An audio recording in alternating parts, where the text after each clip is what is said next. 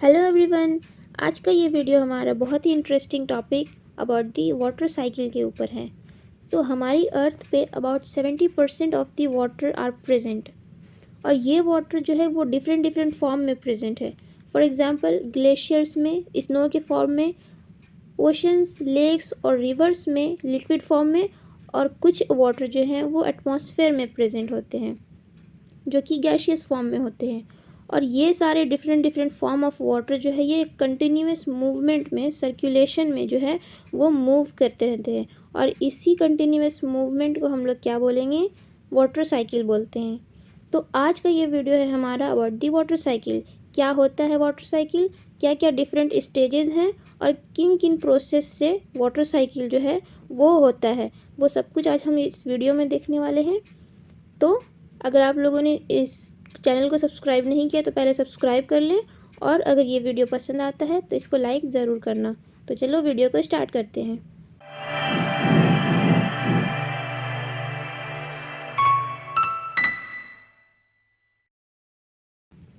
तो क्या है वाटर साइकिल? वाटर साइकिल को हाइड्रोलॉजिकल साइकिल भी बोलते हैं। Hydrological cycle also known as the water cycle describes the continuous movement of water on above and below the surface of the earth. यानी कि अर्थ का जो सरफेस है, यहाँ पे जहाँ पे हम लोग रहते हैं, हम चलते हैं फिरते हैं, ये जो हमारा वर्क है, एक्टिविटीज़ है वो करते हैं, तो वो अर्थ का जो सरफेस है उसके अबव जितने भी वाटर प्रेजेंट होते हैं, और उस सरफेस के नीचे यानी कि below the surface of the अर्थ जितने भी वाटर प्रेजेंट है उनका कंटिन्यूस मूवमेंट क्या बोलते हैं, वाटर साइकिल कहलाता है। तो वाटर साइकिल क्या है? The continuous movement of water on above and below the surface of the earth. यानी कि जैसे हमारा जो ओशन होता है वहाँ पे जितने भी वाटर प्रेजेंट होते हैं वो सारे लिक्विड फॉर्म में होते हैं, या फिर हमारा रिवर है या फिर लेक है, तो यहाँ पे जितने भी वाटर होते हैं ये लिक्विड फॉर्म में होते हैं। और जब उस पर सूरज की जो है हीट जो है वो अगर पड़ती है, सूरज जो है यानी कि सन जो है हमारा, उसका जो हीट रहता है वो इस पानी पे पड़ता है, इस वाटर पे पड़ता है, तो वो हीट अप हो जाता है, और इसी की वजह से जो है वाटर इवेपोरेट करता है और वो गैशियस फॉर्म में कन्वर्ट हो जाता है। जब ये गैसियस फॉर्म में कन्वर्ट होकर के इवेपोरेट करके जब ऊपर जाता है तो वहाँ बहुत ही ऊपर जा कर के वो ठंडा होता है, कि इसलिए कि वहाँ पे अल्टीट्यूड जो है वो बहुत ही ज़्यादा हाई है, और यहाँ पे जो हमारा टेम्परेचर है वो बहुत ही लो होता है। ठीक है, तो यहाँ पे जितने भी वाटर वेपर जो इवेपोरेट होकर के आए हैं वो धीरे धीरे करके क्लाउड बनने लगते हैं, और धीरे धीरे करके वो लिक्विड फॉर्म में कन्वर्ट फिर से होने लगते हैं। और उसके बाद फिर वो जो है क्लाउड जब बन जाता है, जब बहुत ज़्यादा हेवी हो जाते हैं क्लाउड, तो वो जो है प्रेसिपिटेशन के फॉर्म में या फिर रेन के फॉर्म में जो है वो नीचे फिर से वापस आ जाता है। और ये जो मूवमेंट है ये कंटिन्यूस होता रहता है। ठीक है, अलग अलग फॉर्म में, अलग अलग प्लेसेस में अलग अलग तरीके से होता है। तो ये वाटर फिर से जहाँ था वहीं पे वापस आ गया। ठीक है, यानी कि ओशन में था तो फिर वापस ओशन में ही आ गया। ये जो कन्वर्जन है इसको बोलेंगे, इसी प्रोसेस को, ये कंटिन्यूस मूवमेंट को वाटर साइकिल के नाम से जानते हैं। ठीक है, the continuous exchange of water between the atmosphere, the ocean and the continuous through the process of evaporation, transpiration, condensation and precipitation is called water cycle. तो ये सारे क्या हैं, ये सारे अलग अलग जो है प्रोसेस हैं वाटर साइकिल में, क्या होते हैं इसको हम लोग आगे अभी देखेंगे, डिटेल्स सब कुछ देखने वाले हैं।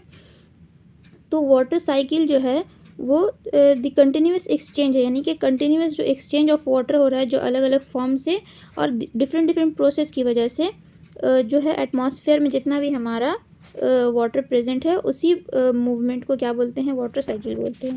क्लियर है?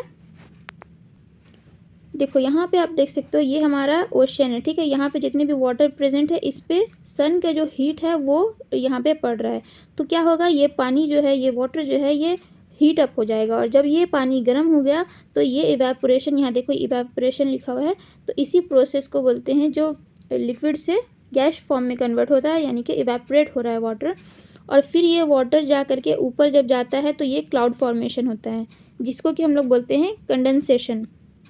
उसके बाद ये जब वाटर जब नीचे रेन के फॉर्म में जब आता है तो इसको बोलेंगे प्रेसिपिटेशन। ठीक है, और ये जो सारे डिफरेंट प्रोसेस है ये वाटर साइकिल में बहुत ही इंपॉर्टेंट रोल प्ले करते हैं। इसी वजह से जो वाटर साइकिल है वो हमारा पॉसिबल होता है।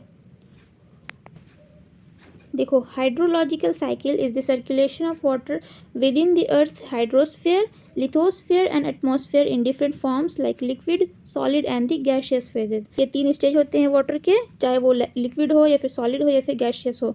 और जितना भी हमारा वाटर प्रेजेंट है एटमॉस्फेयर में, लिथोस्फीयर में या फिर हाइड्रोस्फीयर में, हाइड्रोस्फीयर यानी कि वाटर बॉडीज ऑफ द अर्थ, और लिथोस्फीयर जो सॉलिड पार्ट है अर्थ का, जो सरफेस पार्ट है, ठीक है।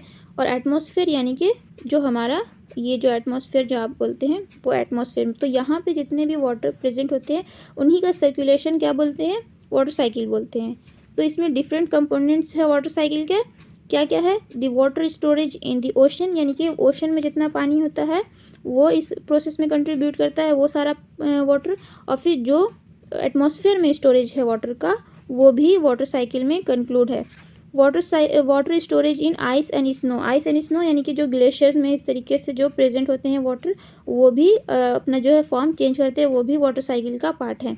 उसके बाद सरफेस रन ऑफ, यानी कि जो इस तरीके से जो रिवर्स होते हैं, स्ट्रीम्स होते हैं, तो ये सरफेस रन ऑफ हुआ।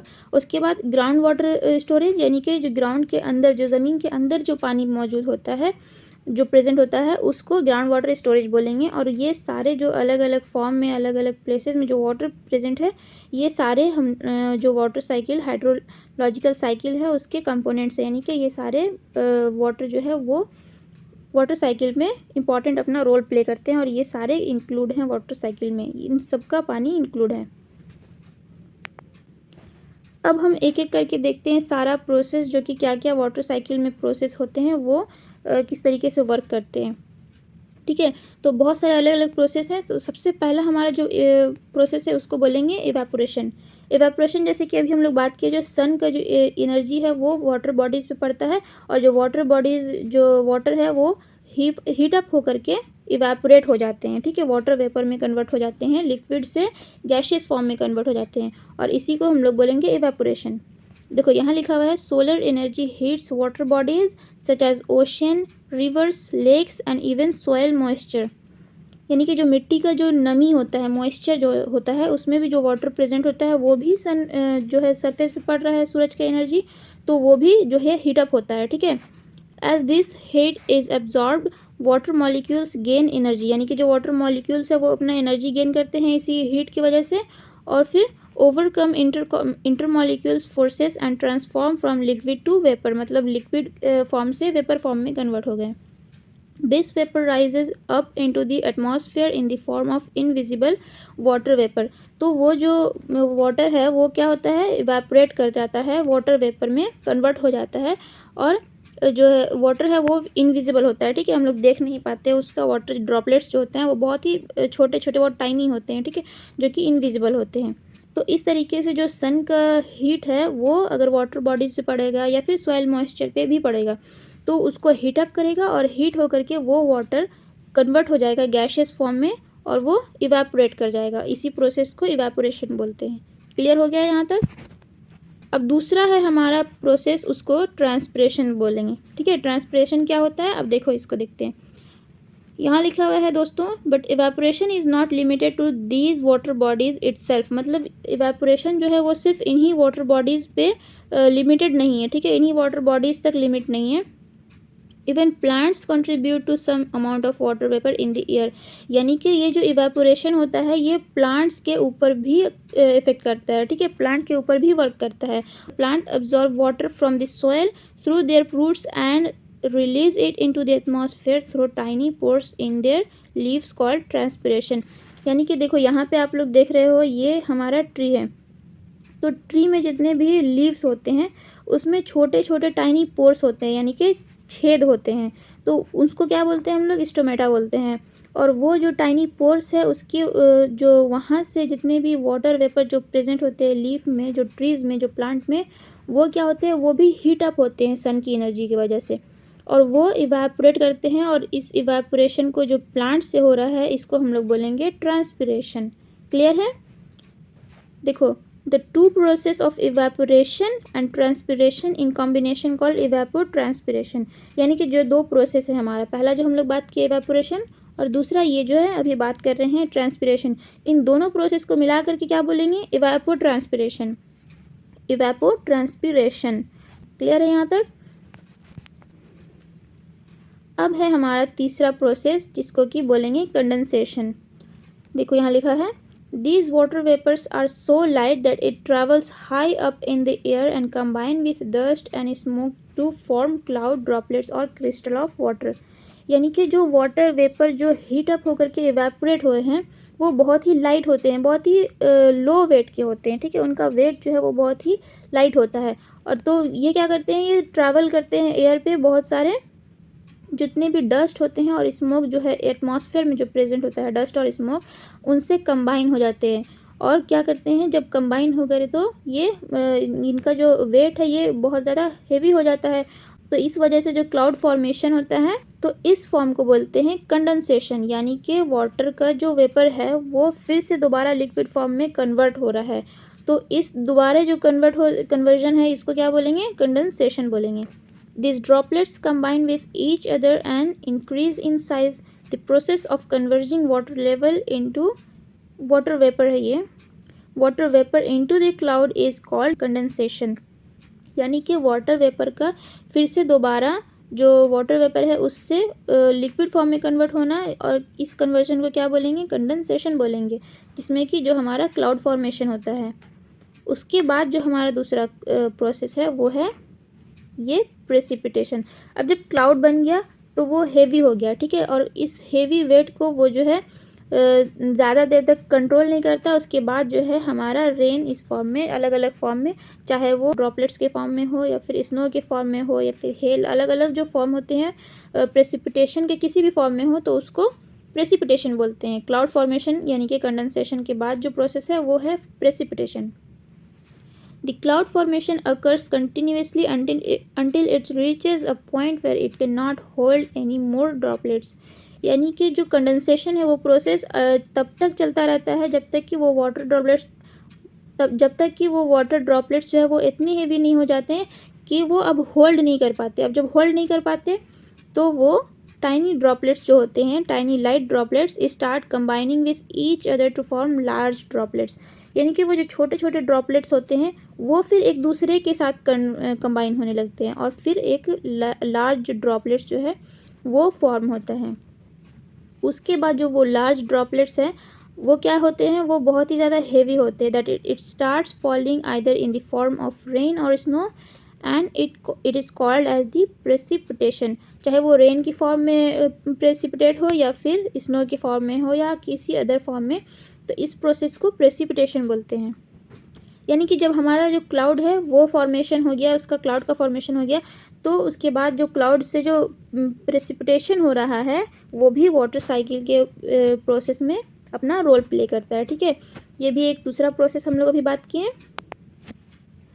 अब देखो यहाँ है surface run of. Surface run of क्या होता है, यानी कि जो स्ट्रीम्स के फॉर्म में या फिर जो रिवर्स के फॉर्म में जितने वाटर हमारे सरफेस पे प्रेजेंट होते हैं या फिर ओशंस में होते हैं तो इनको हम लोग बोलेंगे सरफेस रन ऑफ। यानी कि जो सरफेस के ऊपर जितने भी वाटर प्रेजेंट होते हैं।